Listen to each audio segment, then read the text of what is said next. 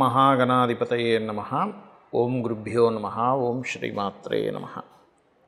అరుణాం కరుణాతరంగితాక్షీం ధృతపాశాంకుశపుష్పబాణచాపాం అనిమాదిభిరావృతాం మయూకైః అహమిత్యేవ విభావయే భవానీం. శ్రీమాత్రే నమః. ప్రేక్షకులకి ఆ లలితాంబిక అమ్మవారి యొక్క అనుగ్రహం పరిపూర్ణంగా కలగాలని మనస్ఫూర్తి కోరుకుంటూ మనం ఈరోజు 6వ తేదీ జూలై నుంచి 12వ తేదీ వరకు ఉన్నటువంటి గ్రహస్థితి ఏ విధంగా ఉంది చూసుకున్నట్లయితే, ఈ వార ఫలితాల్లో చంద్రుడు తులారాశి నుంచి మకర రాశి వరకు సంచరిస్తాడు.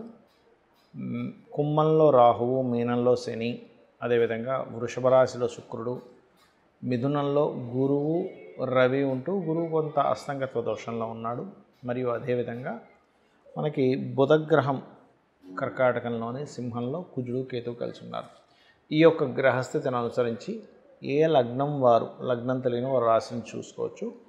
ఎటువంటి విషయాల్లో మీకు కలిసి వస్తుంది, అలాగే మీరు ఎటువంటి విషయాల పట్ల జాగ్రత్తగా ఉండాలి అనేటువంటి అంశాలు చెప్తుంది నేనైనప్పటికీ కూడా చెప్పిస్తున్నటువంటిది సాక్షాత్ లలిత అమ్మవారిగా భావిస్తూ ఒక్కొక్క విషయం గురించి మనం తెలుసుకుందాం. ధనుర్లగ్నము, ధనుస్సు రాశి. ధనుస్సు వారు కనుక చూసుకున్నట్లయితే లగ్నాధిపతి సప్తమ స్థానంలో ఉన్నాడు, లగ్న చతుర్థాధిపతి. అయితే ఇందులో మీరు 6వ తేదీ మీరు చేసేటువంటి ఏదైనా ఇన్సూరెన్సెస్ రిలేటెడ్, ఏదైనా కొన్ని ఇన్సూరెన్సెస్ సంబంధించిన ఉంటాయి, అటువంటి విషయాల్లో తీసుకునే నిర్ణయాలు లాభసాటిగా ఉంటాయి 6వ తేదీ. ఇక 7, 8 తేదీలు ముఖ్యంగా మీరు మీ యొక్క తాతగారి ఆస్తికి సంబంధించిన విషయంలో కొంచెం జాగ్రత్తగా ఉండండి. 9, 10, 11 తేదీలు కనుక చూసుకున్నట్లయితే ఇక్కడ కొద్దిగా కొంచెం అంటే 6వ అధిపతి 6లో ఉండడము, అష్టమాధిపతి లగ్నంలో ఉండడం అనేటువంటిది ఏంటంటే కొంచెం ఈ శత్రుత్వ, లాంగ్ టర్మ్ శత్రుత్వాలు స్త్రీల ద్వారా ఏర్పడే యోగం ఉంది ఒకవైపు విపరీత రాజ్యోగం అంటారు 6వ అధిపతి 6లో ఉన్నప్పుడు. అంటే ఆకస్మికంగా కొన్ని కలిసి రావడం కూడా జరుగుతుంది. అయితే మీకు ఇక్కడ భూమికి కారకుడు చతుర్థ స్థానాధిపతి కంబస్ట్ అయ్యాడు కాబట్టి, కాకపోతే రవితో భాగ్యాధిపతితో ఉన్నందుకు, ధనాధిపతి కూడా చతుర్థ స్థానంలో ఉన్నందుకు రియల్ ఎస్టేటు రైతులకి కొంతవరకు బాగుంటుంది. కొన్ని విషయాల్లో వీళ్ళు స్ట్రక్ కూడా అవుతూ ఉంటారు 4వ అధిపతి కంబస్ట్లో ఉన్నందుకు. అలాగే కాస్త మీరు మీ యొక్క సహోదరులు, మీ తండ్రి గారి మధ్యన చిన్న ఘర్షణ వాతావరణం చూపిస్తుంది. అలాగే ఇక్కడ మరొక విషయం ఏంటంటే, ఆన్లైన్లో ఒక్కొక్కసారి చూడండి, మన ఆన్లైన్లో లోన్ వచ్చిందంటూ ఉంటాం, అటువంటివి ఎక్కువగా కలిసి వస్తాయి. ఇక్కడ 3లో రాహువు, 6లో శుక్రుడు మరియు లగ్నాధిపతి సప్తమంలో భాగ్యాధిపతితో ఉన్నందుకు. అలాగే మరొక విషయం ఏంటంటే, ఉద్యోగ అవకాశాలు వస్తాయి. కాకపోతే మీకు ఫ్యాషను, ఫైనాన్స్, చిట్ ఫండ్స్, లేకపోతే ఎనీ క్రియేటివ్ రిలేటెడ్ రంగాల్లో ఉండేటువంటి వారికి కొత్త ఉద్యోగ అవకాశాలు వస్తాయి. మీ యొక్క తండ్రి గారితో కలిసి లాంగ్ జర్నీ చేసేటప్పుడు ఇటువంటి విషయాల పట్ల కాస్త జాగ్రత్తగా ఉండండి. ఇక మీరు నిత్యము చేయవలసిన దేవతారాధన ఏమిటి అని చెప్పి చూసుకున్నట్లయితే, సుబ్రహ్మణ్యేశ్వర స్వామి ఆరాధన, గణపతి యొక్క ఆరాధన చేయండి. అన్ని విధాలా మీకు బాగుంటుంది. చాలామంది అడుగుతున్నటువంటి ప్రశ్నకి ఈరోజు నేను మీకు ఒక విషయాన్ని క్లారిటీ ఇస్తాను.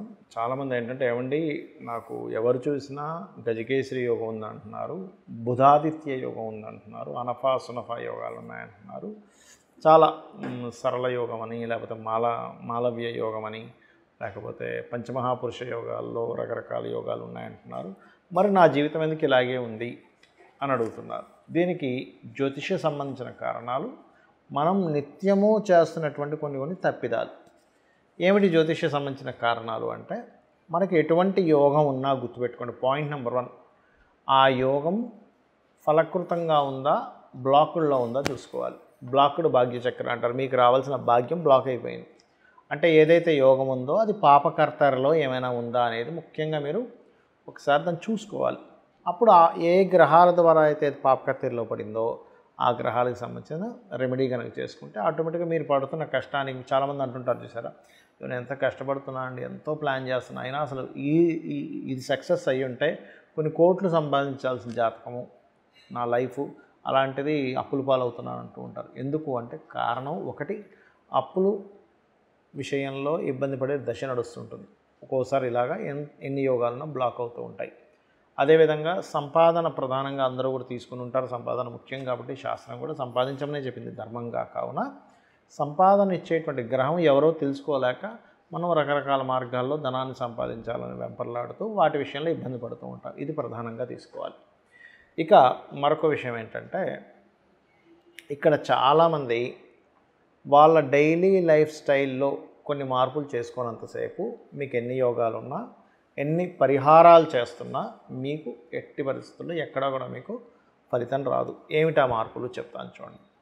ఒకటి, జాతచక్రంలో ప్రతి వ్యక్తికి ఏలినాటి శని వస్తుంది, అర్ధాష్టమ శని వస్తుంది, అష్టమ శని వస్తుంది. లేదా నేను చాలా వీడియోలో చెప్పాను, ఏమంటే కాలసర్పదోషం జన్మజాతకానికి పని చెయ్యదు, మన పర్సనల్ చార్ట్ కనెక్టివిటీ ఉండదు, దేశకాల పరిస్థితులు బట్టని. చాలామందికి 50% పైనే జాతకులకి ఆ దోషం ఉంటుంది. ఆ యోగం అంటారు దాన్ని ఒరిజినల్గా చెప్పాలి.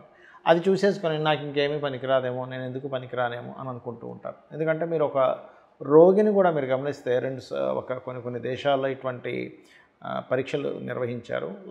కొంతమంది ఒక 40 మంది ఉంటే 20 మందికి ఆపరేషన్ చేశారు, కానీ మీ ఆపరేషన్ సరిగా లేదు అని చెప్పారు. ఇంకొక 20 మందికి ఎటువంటి ఆపరేషన్ చేయకుండా అద్భుతంగా సక్సెస్ అయిందని చెప్పారు. ఎవరికైతే అద్భుతంగా సక్సెస్ అయిందని చెప్పారో వాళ్ళ ఫీలింగ్ వల్ల వీళ్ళకి బాగా నయమైపోయింది ఆపరేషన్ చేయకుండానే. వీళ్ళకి ఆపరేషన్ చేసినప్పటికీ కూడా మరలా ఇది పునరావృతమైంది. అంటే అర్థం ఏమిటి, మనం లోపల ఏం ఫీల్ అవుతున్నాము. చాలామంది చేస్తున్నటువంటి బ్లండర్ మిస్టేక్ ఒకటి చెప్తాను. ఏమిటో అండి, నా శని బాగాలేదు, ఆ శనిగాడు ఏంటో తినేస్తున్నాడు, ఇలాగా దూషణలు చేస్తుంటాము. శని భగవానుడు అంటే ఏమిటి, ప్లానెట్స్ అన్నీ దేవతా స్వరూపాలు. మనం ఎట్టి పరిస్థితుల్లో వాళ్ళని దూషించకూడదు ఒకటి. రెండవది, పోస్ట్పోన్ చేస్తూ ఉంటాం మనం పనులు, మనకు తెలియకుండానే శాటర్న్ని ఆహ్వానిస్తున్నాం పోస్ట్పోన్ చేయడం వల్ల. ఇక మూడో విషయం ఏమిటంటే, ఇక్కడ కాలసర్పయోగం ఉంది, సర్పదోషం వల్ల నేను ఇరుక్కుపోయానని చెప్తూ ఉంటారు. చాలామందికి చెప్పింది ఏంటంటే 180 మంది ప్రెసిడెంట్లకు ఉంది ఈ యోగము, మరి వాళ్ళు ప్రెసిడెంట్లు ఎలా అయ్యారని ఒకసారి ఆలోచిస్తూ, ప్రధానంగా ఇక్కడ నిత్యము దేవతారాధన చేయండి. మీ పూర్వజన్మ కర్మ తొలగడానికి ఇది ఒక్కటే మార్గం ఉంది. నిత్యం దేవతారాధన, లలితా సహస్రనామాలు, ఏదైనా ఆలయానికి వెళ్ళి సేవ చేయడము, లేదా రోజు సూర్య నమస్కారాలు, ఇవి ప్రధానంగా పాటించండి. మీకు ఎక్కువ ఇబ్బంది ఉంది అనుకున్నప్పుడు ఇంట్లో దేవతారాధనతో పాటు 1-2 నిమిషాలైనా మీకు దగ్గరలో ఉండే ఆలయానికి వెళ్ళొస్తూ ఉండండి. మీరే ఒక 40 రోజుల్లో మీ లైఫ్ స్టైల్లో, మీ ఆలోచన విధానంలో, మీ కాన్ఫిడెన్స్ లెవెల్స్లో మీకున్నటువంటి పరిస్థితుల్లో మార్పుల్ని ఖచ్చితంగా చూస్తారు. అందులో ఎటువంటి సందేహం లేదు, గుర్తుపెట్టుకోండి. అలాగే మనకి లగ్నం నుంచి 12 భావాల్లో అందరికీ, భూమి మీద పుట్టిన ప్రతి ఒక్కరికి ఏదో ఒకటి వీక్గా ఉంటుంది. అది లగ్నం కావచ్చు, ధనస్థానం అంటే ధనం వచ్చేటువంటి ధనస్థానం కావచ్చు, తోబుట్టువులతో ఉండేటువంటి రిలేషన్ విషయంలో కావచ్చు, గృహము వాహనం పొందలేకపోతున్నాం అనే 4th హౌస్ కావచ్చు, సంతానం కోసం ఇబ్బంది పడుతున్న 5వ స్థానం కావచ్చు, రుణరోగ శత్రువులతో ఏర్పడుతున్నటువంటి 6వ స్థానం కావచ్చు. ఇలాగా వివాహము, ఇన్వెస్ట్మెంట్స్, ఏ స్థానం ఏదో ఒకటి వాళ్ళకి వీక్గా ఉంటుంది. సింపుల్గా ఆ వీక్గా ఉండే స్థానం ఏంటో తెలుసుకుని దానికి సంబంధించిన దానం ఇవ్వడము, దాన్ని ఎలా స్ట్రాంగ్ చేసుకోవాలో తెలుసుకుంటే సరిపోతుంది. అయితే వీటన్నిటికంటే ముఖ్యంగా మీరు నిత్య దీపారాధన, నిత్య దేవతారాధన చేస్తూ సూర్య నమస్కారాలు కనుక చేస్తున్నట్లయితే, ఏ జీవైనా సరే ఈ భూమి మీద జన్మించి అనుభవించేది రుణాలు, రోగాలు, శత్రువులు.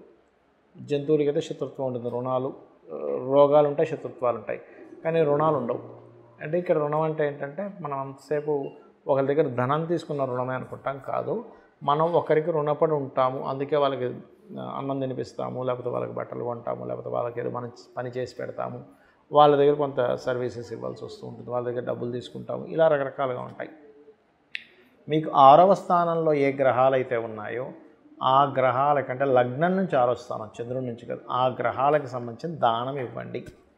మీ పంచమాధిపతి ఎవరో లేదా పంచమంలో ఏ గ్రహం ఉందో తెలుసుకుని దానికి సంబంధించిన దీపారాధన, దేవతారాధన, అదేవిధంగా మీకు రుణరోగ శత్రువులు తగ్గించే స్థానాధిపతి ఒకరు ఉంటారు మీ జాతకంలో, వారికి చేసుకోండి. ఏమి టెన్షన్ పడకండి, చక్కగా అమ్మవారు మిమ్మల్ని తన యొక్క అనుగ్రహంతో మీ యొక్క జీవితాన్ని అద్భుతంగా మారుస్తుంది. శ్రీమాత్రే నమః.